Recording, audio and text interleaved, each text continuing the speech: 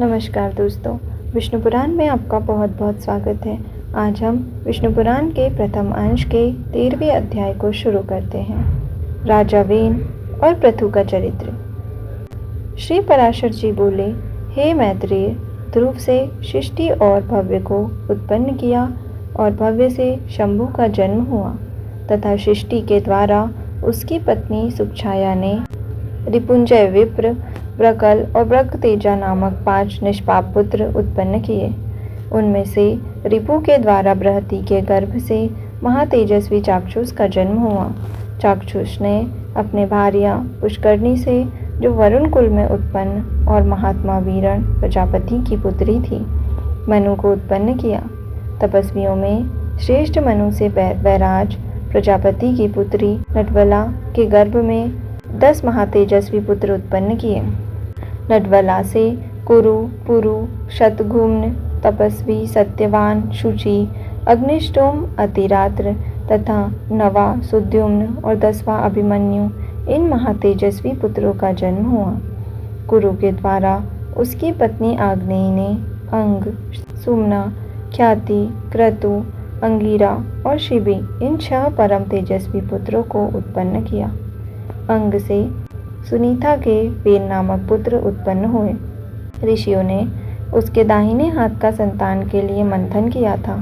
हे महामुने, वेन के हाथ का मंथन करने पर उसके वैन्य नामक महिपाल उत्पन्न हुए, जो पृथु नाम से विख्यात हैं और जिन्होंने प्रजा के हित के लिए पूर्व काल में पृथ्वी को दूहा था। श्री मैत्रेय जी बोले, हे मुनिश्रेष्ठ, परम ऋषियों ने वेन के हाथ को क्यों मथा, जिससे महापराक्रमी पृथु का जन्म हुआ। श्री पराशर जी बोले, हे मुने, मृत्यु की सुनीता नाम वाली जो प्रथम पुत्री थी, वह अंग को पत्नी रूप से दी गई थी। उसी से वेन का जन्म हुआ। मैत्रेय, हे मैत्रेय, वह मृत्यु की कन्या का पुत्र अपने मातामह के दोष से स्वभाव से ही दुष्ट प्रकृति हुआ। उस वेन का जिस समय महर्षियों द्वारा राजपद पर अभिषेक हुआ, उसी समय उस पृथ्वीपति ने संसार भर में यह घोषणा कर दी कि भगवान यज्ञ पुरुष मैं ही हूँ। मुझसे अतिरिक्त यज्ञ का भोक्ता और स्वामी हो ही कौन सकता है। इसलिए कभी कोई यज्ञ, दान और हवन आदि न करे। हे मैत्रेय, तब ऋषियों ने उस पृथ्वीपति के पास उपस्थित हो पहले उसकी खूब प्रशंसा कर सांत्वना युक्त मधुर वाणी से कहा। ऋषिगण बोले, हे राजन, हे पृथ्वीपते, तुम्हारे राज्य और देह के उपकार तथा प्रजा के हित के लिए हम जो बात कहते हैं सुनो, तुम्हारा कल्याण हो। देखो, हम बड़े बड़े यज्ञों द्वारा जो सर्व यज्ञेश्वर देवाधिपति भगवान हरि का पूजन करेंगे, उसके फल में से तुमको भी भाग मिलेगा। हे नृप, इस प्रकार यज्ञों के द्वारा यज्ञ पुरुष भगवान विष्णु प्रसन्न होकर हम लोगों के साथ तुम्हारी ही सकल कामनाएं पूर्ण करेंगे। हे राजन, जिन राजाओं के राज्य में यज्ञेश्वर भगवान हरि का यज्ञों द्वारा पूजन किया जाता है, वे उनकी सभी कामनाओं को पूर्ण कर देते हैं। वेन बोला, मुझसे भी बढ़कर ऐसा और कौन है जो मेरा भी पूजनीय है। जिसे तुम यज्ञेश्वर मानते हो, वह हरि कहलाने वाला कौन है। ब्रह्मा, विष्णु, महादेव, इंद्र, वायु, यम, सूर्य, अग्नि, वरुण, धाता, पूषा, पृथ्वी और चंद्रमा तथा इनके अतिरिक्त और भी जितने देवता शाप और कृपा करने में समर्थ है, वे सभी राजा के शरीर में निवास करते हैं।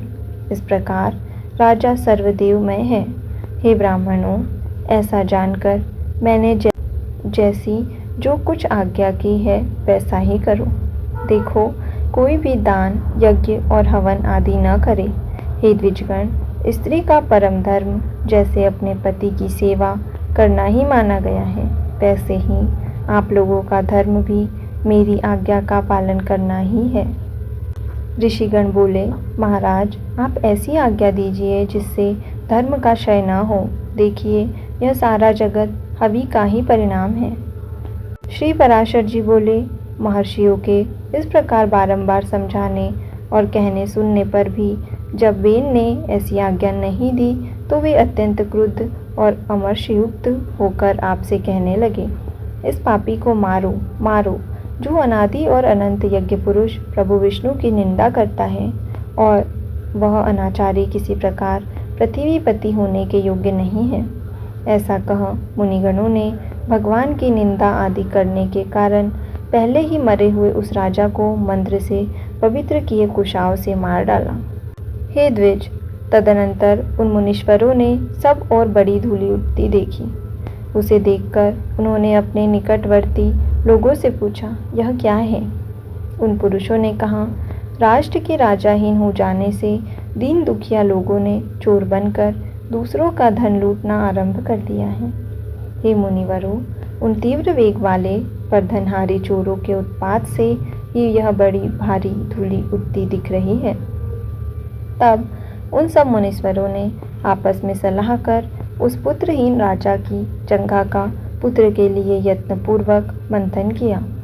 उसकी जंघा के मथने पर उससे एक पुरुष उत्पन्न हुआ, जो जले ठूठ के समान काला, अत्यंत नाटा और छोटे मुख वाला था। उसने अति आतुर होकर उन सब ब्राह्मणों से कहा, मैं क्या करूं? उन्होंने कहा, निषेध। अतः वह निषाद कहलाया। इसलिए हे मुनि शार्दुल, उससे उत्पन्न हुए लोग विंध्याचल निवासी पापपरायण निषादगण हुए। उस निषादगण द्वार से राजा वेन का संपूर्ण पाप निकल गया।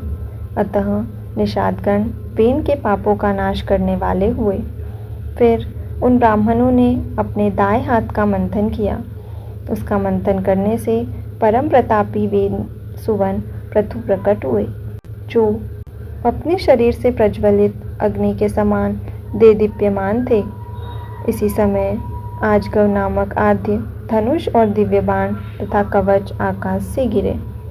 उनके उत्पन्न होने से सभी जीवों को अति आनंद हुआ और केवल सत्पुत्र के ही जन्म लेने से वेन भी स्वर्गलोक को चला गया। इस प्रकार महात्मा पुत्र के कारण ही उसकी पुम अर्थात नरक से रक्षा हुई। महाराज पृथु के अभिषेक लिए सभी समुद्र और नदियाँ सब प्रकार के रत्न और जल लेकर उपस्थित हुए।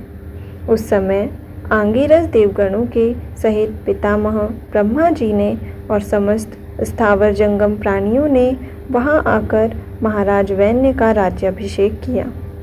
उनके दाहिने हाथ में चक्र का चिन्ह देखकर उन्हें विष्णु का अंश जान पितामह ब्रह्मा जी को परम आनंद हुआ।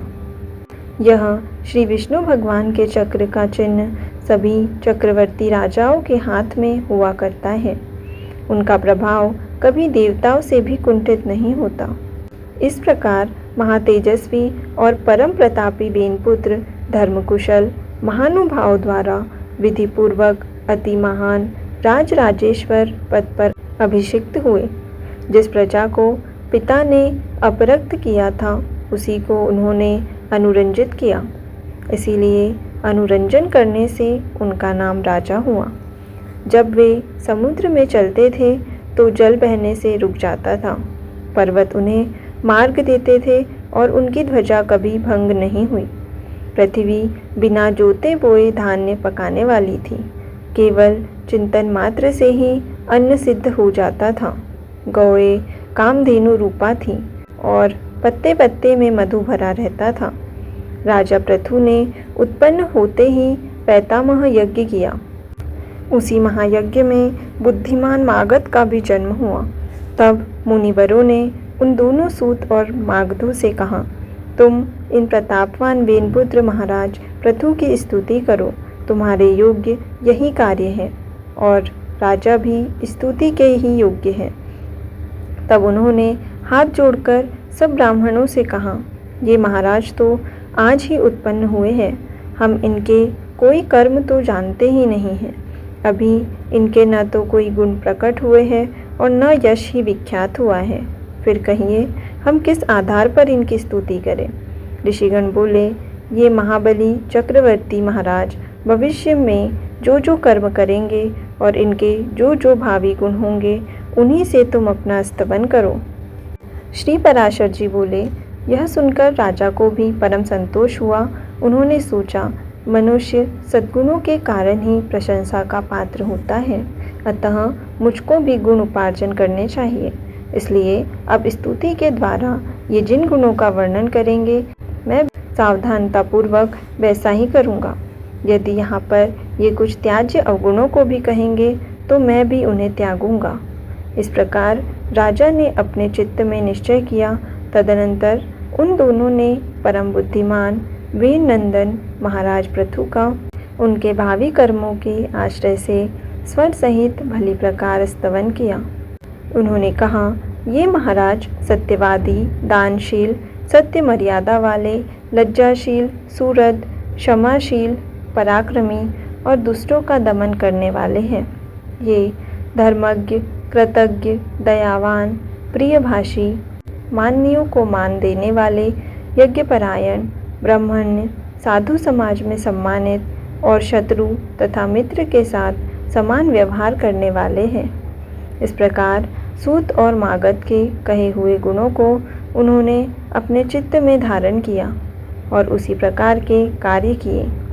तब उन पृथ्वीपति ने पृथ्वी का पालन करते हुए बड़ी बड़ी दक्षिणाओं वाले अनेकों महान यज्ञ किए। अराजकता के समय औषधियों के नष्ट हो जाने से भूख से व्याकुल हुई प्रजा पृथ्वीनाथ पृथु के पास आई और उनके पूछने पर प्रणाम करके उनसे अपने आने का कारण निवेदन किया। प्रजा ने कहा, हे प्रजापति नृपश्रेष्ठ, अराजकता के समय पृथ्वी ने समस्त औषधियाँ अपने में लीन कर ली हैं, अतः आपकी संपूर्ण प्रजा क्षीण हो रही है। विधाता ने आपको हमारा जीवनदायक प्रजापति बनाया है, अतः क्षुधारूप महारोग से पीड़ित हम प्रजाजनों को आप जीवन रूप औषधि दीजिए। श्री पराशर जी बोले, यह सुनकर महाराज पृथु अपना आजगव नामक दिव्य धनुष और दिव्य बाण लेकर अत्यंत क्रोधपूर्वक पृथ्वी के पीछे दौड़े। तब भय से अत्यंत व्याकुल हुई पृथ्वी गौ का रूप धारण कर भागी और ब्रह्मलोक आदि सभी लोकों में गई। समस्त भूतों को धारण करने वाली पृथ्वी जहाँ जहाँ भी गई, वहीं वहीं उसने वेनपुत्र पृथु को शस्त्र संधान किए अपने पीछे आते देखा। तब उन प्रबल पराक्रमी महाराज पृथु से उनके बाण प्रहार से बचने की कामना से कांपती हुई पृथ्वी इस प्रकार बोली। पृथ्वी ने कहा, हे राजेंद्र, क्या आपको स्त्रीवध का महापाप नहीं दिख पड़ता, जो मुझे मारने पर आप ऐसे उतारू हो रहे हैं? पृथु बोले, जहाँ एक अनर्थकारी को मार देने से बहुतों को सुख प्राप्त हो, उसे मार देना ही पुण्यप्रद है। पृथ्वी बोली, हे नृपश्रेष्ठ, यदि आप प्रजा के हित के लिए ही मुझे मारना चाहते हैं तो आपकी प्रजा का आधार क्या होगा? पृथु ने कहा, अरे वसुधे, अपनी आज्ञा का उल्लंघन करने वाली, तुझे मारकर मैं अपने योग बल से ही इस प्रजा को धारण करूंगा। श्री पराशर जी बोले, तब अत्यंत भयभीत एवं कांपती हुई पृथ्वी ने उन पृथ्वीपति को पुनः प्रणाम करके कहा। पृथ्वी बोली, हे राजन, यत्नपूर्वक आरंभ किए हुए सभी कार्य सिद्ध हो जाते हैं, अतः मैं भी आपको एक उपाय बताती हूँ, यदि आपकी इच्छा हो तो वैसा ही करें। हे नरनाथ, मैंने जिन समस्त औषधियों को पचा लिया है, उन्हें यदि आपकी इच्छा हो तो दुग्ध रूप से मैं दे सकती हूँ। अतः हे धर्मात्माओं में श्रेष्ठ महाराज, आप प्रजा के हित के लिए कोई ऐसा वत्स बनाइए जिससे वात्सल्यवश मैं उन्हें दुग्ध रूप से निकाल सकूं, और मुझको आप सर्वत्र समतल कर दीजिए, जिससे मैं उत्तमोत्तम औषधियों के बीज रूप दुग्ध को सर्वत्र उत्पन्न कर सकूं। श्री पराशर जी बोले, तब महाराज पृथु ने अपने धनुष की कोटि से सैकड़ों हजारों पर्वतों को उखाड़ा और उन्हें एक स्थान पर इकट्ठा कर दिया। इससे पूर्व पृथ्वी के समतल न होने से पुर और ग्राम आदि का कोई नियमित विभाग नहीं था। हे मैत्रेय, उस समय अन्न, गोरक्षा, कृषि और व्यापार का भी कोई क्रम न था। यह सब तो वेनपुत्र पृथु के समय से ही आरंभ हुआ है। हे द्विजोत्तम, जहाँ जहाँ भूमि समतल थी, वहीं वहीं पर प्रजा ने निवास करना पसंद किया। उस समय तक प्रजा का आहार केवल फल मूलादि ही था, वह भी औषधियों के नष्ट हो जाने से बड़ा दुर्लभ हो गया था। तब पृथ्वीपति पृथु ने स्वयंभू मनु को बछड़ा बनाकर अपने हाथ में ही पृथ्वी से प्रजा के हित के लिए समस्त धान्यों को दोहा। हे तात, उसी अन्न के आधार से अब भी सदा प्रजा जीवित रहती है। महाराज, पृथु प्राणदान करने के कारण भूमि के पिता हुए, इसलिए उस सर्वभूतधारिणी को पृथ्वी नाम मिला। हे मुने, फिर देवता, मुनि, दैत्य, राक्षस, पर्वत, गंधर्व, सर्प, यज्ञ और पितृगण आदि ने अपने अपने पात्रों में अपना अभिमत दूध दुहा तथा दुहने वालों के अनुसार उनके सजातीय ही दोग्धा और वत्स आदि हुए। इसलिए विष्णु भगवान के चरणों से प्रकट हुई यह पृथ्वी ही सबको जन्म देने वाली, बनाने वाली तथा धारण और पोषण करने वाली है। इस प्रकार पूर्व काल में वेन के पुत्र महाराज पृथु ऐसे प्रभावशाली और वीर्यवान हुए, प्रजा का रंजन करने के कारण वे राजा कहलाए। जो मनुष्य महाराज पृथु के इस चरित्र का कीर्तन करता है, उसका कोई भी दुष्कर्म फलदायी नहीं होता। पृथु का यह अत्युत्तम जन्म वृतांत और उसका प्रभाव अपने सुनने वाले पुरुषों के दुःस्वप्नों को सर्वदा शांत कर देता है। यहाँ पर विष्णु पुराण के प्रथम अंश के 13वें अध्याय का समापन होता है। आज के लिए इतना ही। धन्यवाद।